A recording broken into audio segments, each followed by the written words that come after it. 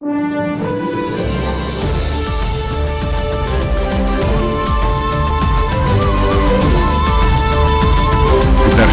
لرئاسة المجلس البلدي بمدينة بيروت.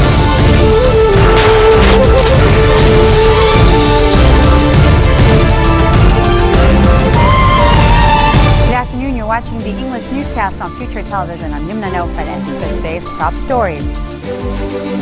Lebanon is in full preparation mode for Sunday's first round of municipal elections in Beirut and the Bekaa Valley. Hezbollah says Saudi Arabia is the cause of the collapse of ceasefires in Syria and thwarting peace talks by stepping up support to armed groups fighting Assad. A temporary truce in the Syrian battleground city of Aleppo as clashes rage on further south. It's almost here. The Sunday elections. Lebanon is in full preparation mode for the first round of municipal elections in Beirut and the Bekaa Valley. Several polling stations in the capital began receiving ballot boxes and the required stationery items as they prepare to open early tomorrow morning for electorates. Tight security is also enforced at the stations. According to Interior Minister Nuhad Mashnout, he announced earlier this week that more than 20,000 security and military personnel would be deployed to ensure safe and smooth voting. Internal security forces released a statement saying that all motorcycles would be prevented from roads on Election Day. Only those belonging to police and delivery services licensed by the ISF would be allowed to roam the streets. This year will also see new secular groups, Beirut Madinati, as well as citizens without a state, and they're all competing against mainstream coalitions backed by Lebanon's traditional political parties. These two groups are hoping to challenge the Beirutis list, which is backed by future movement leader and former Prime Minister Saad Hariri for the capital's 24-member municipal council. Lebanese Shia group Hezbollah says Saudi Arabia is the cause of the collapse of ceasefires in Syria and thwarting peace talks by stepping up support to armed groups fighting against Syria's President Bashar al-Assad. An escalation of fighting, particularly around the northern city of Aleppo, which has broken up talks to end the 5-year civil war, is likely to continue because of Saudi military support, according to Hezbollah leader Sayyid Hassan Nasrallah. He also warned of hard months ahead and blamed what he said were Saudi-funded groups for early violations of the wider truce in southern Aleppo province last month.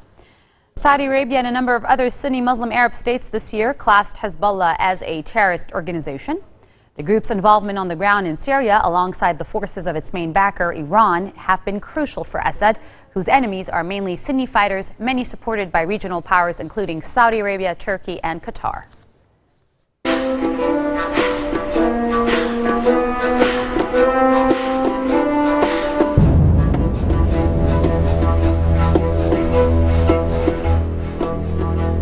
A temporary truce in the Syrian battleground city of Aleppo as clashes raging on further south. The extended pause in fighting for Aleppo comes as international condemnation mounts over deadly airstrikes on a camp for displaced people in northern Syria, which the government and its Russian ally have denied responsibility for. Russia's defense ministry said the fragile ceasefire had been extended in order to prevent the situation from worsening just minutes before the initial 48-hour truce for the city was due to expire. The United States, which has been working with Moscow to pressure the government to stop the violence and revive a landmark nationwide ceasefire agreed in February, also confirmed the extension. The international community hopes that a drop in fighting can galvanize faltering peace talks to end the 5-year war that has killed more than 270,000 people and displaced millions. A Yemeni army colonel was gunned down in Aden in the latest in the spat of assassinations of senior officers that underlines the persistent insecurity in Yemen. A gunman riding on the back of a motorcycle killed Colonel Badr al-Yafi in the city's Khor Maksa district, which houses diplomatic missions and the airport. Yemen's second city is the headquarters of the government and its allies in a Saudi-led coalition as they battle Iran-backed rebels who control the capital, Sana'a. But 10 months after pro-government forces drove the rebels out of the city, they are still struggling to assert their authority over a growing presence of extremists of both Al-Qaeda and Daesh.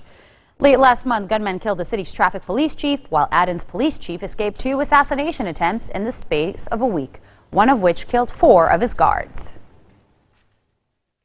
Israeli aircraft hit 2 Hamas targets in Gaza in response to rocket fire as the worst flare-up of violence since the 2013 war enters its 4th day.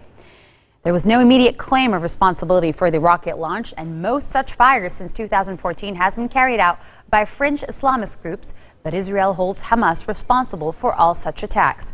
Hamas security sources say the retaliatory raid hit 2 brickworks in the southern city of Khan Yunis, causing damage but no casualties. However, witnesses said 2 missiles hit a base of Hamas's military wing east of the city, causing significant damage. It is the 4th day of the worst cross-border violence since the 50-day war between Israel and Hamas, which left over 2,000 Palestinians and 73 Israelis dead in 2014. Coming up next, an animator proposes and his story is shared in a Lego video. Stay with us. We'll be right there.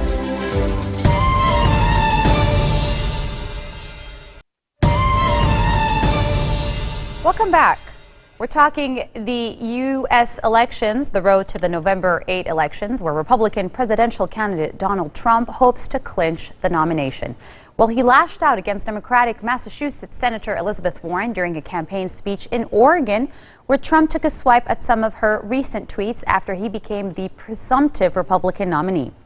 Trump's last remaining rivals in the Republican race, U.S. Senator Ted Cruz and Ohio Governor John Kasich, dropped out this week, clearing the New York billionaire's path to be picked as the presidential nominee.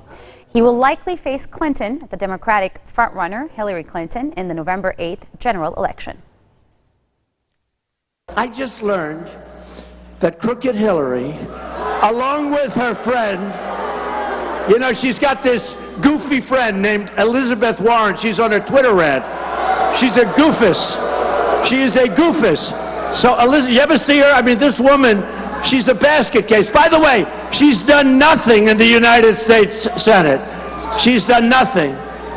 I'd love to run against her if I came from Massachusetts. You know, I did great in Massachusetts. I won Massachusetts with almost 50% of the vote. But you just think about it. So I hear that goofy Elizabeth Warren, and I'm serious, this is a woman who has not done anything in the United States Senate, and they say, oh, she's a super liberal, and you know, her whole career is a fraud because she goes out and she says she's a Native American. I won't use the word Indian because they say it's not a nice word to use. So I will not say Indian.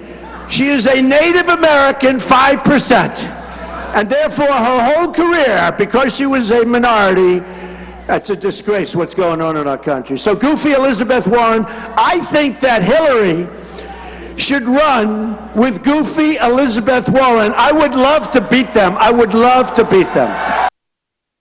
U.S. Democratic presidential candidate Hillary Clinton blasted Republican rival Donald Trump, calling his ideas dangerous and reckless. She made the comments at a campaign rally in Oakland, California. Making a play on words, Clinton labeled the likely Republican nominee the presumptuous nominee who was not listening to voters or women. As with polls, predictions markets like Predict do not always accurately forecast outcome. Now, 90 days ago, its users gave Trump a 20% probability of winning the presidency, illustrating how the celebrity businessman's momentum was underestimated. And some of what I'm hearing from Donald Trump is quite concerning, right? I mean, I think I know a little bit about what it takes to be a president, having watched 2 of them up close. And what I'm hearing from him talk about, oh, let other countries have nuclear weapons. We've been trying to end nuclear weapons in the world, to try to reduce the numbers, to prevent other countries from having them. And he talks about it like it's some real estate deal. Oh, yeah, well, it's okay, fine, we'll make a deal, they can have nuclear weapons. That is dangerous. It is reckless. Presumptive nominee, otherwise called their presumptuous nominee, has made it really clear. He basically said wages are too high in America, and that's why he doesn't think we need to raise the minimum wage. And I got to tell you, I ask myself all the time, who is he talking to? I have now talked with thousands of people over the last year, and I know wages need to go up. And then, of course, he doesn't think much of equal pay for women because, of course, he doesn't think much of women, it turns out. Thank you, Oakland. Thank you, California.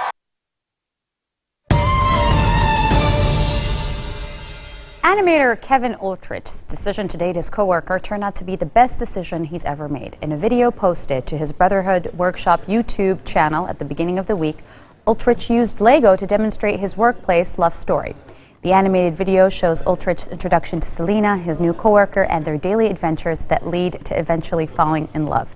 A marriage and an appearance from Lord of the Rings Gollum representing the newlyweds' geeky side, and the 73-second film that documented an incredible love story. Take a look. It is never a good idea to date a coworker. Hello, boys. This is your new coworker. Her name is Selena. Is that Frodo sword? I love weapons. Lord of the Rings is awesome. Oh, dang it. I keep a Nerf gun and a copy of The Hobbit with me at all times. You totally need to ask her out. I don't date coworkers. I need to leave early, and I'm taking the car. Well, how am I gonna get home? I'll drive you home. Oh, this is bad. Want to get dinner? Yeah! Just as friends, I mean. Oh, okay. Tell me about yourself. I want to be a writer for Nickelodeon, and I love Doctor Who, and Star Wars, and Narnia, and I could be any boy in Super Smash dang it, Brothers. she's perfect. But, so, yeah. Do you think it's stupid to date coworkers? Most of the time, yeah. Do you want to do something stupid? Sure!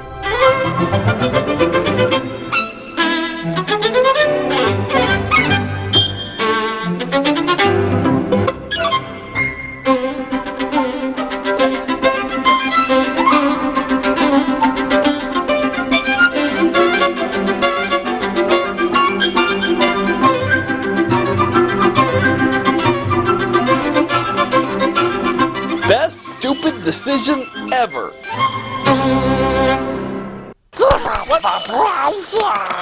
Hang on a second, honey. I'll take care of this. Get up!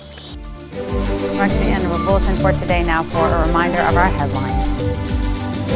Lebanon is in full preparation mode for Sunday's first round of municipal elections in Beirut and the Bekaa Valley. Hezbollah says Saudi Arabia is the cause of the collapse of ceasefires in Syria and thwarting peace talks by stepping up support to armed groups fighting against Syria's President Bashar al-Assad. And a temporary truce in the Syrian battleground city of Aleppo. Clashes rage on further south. Those are your Saturday headlines live on Future Television. Everybody have a good voting Sunday, and we'll see you again tomorrow. Take care.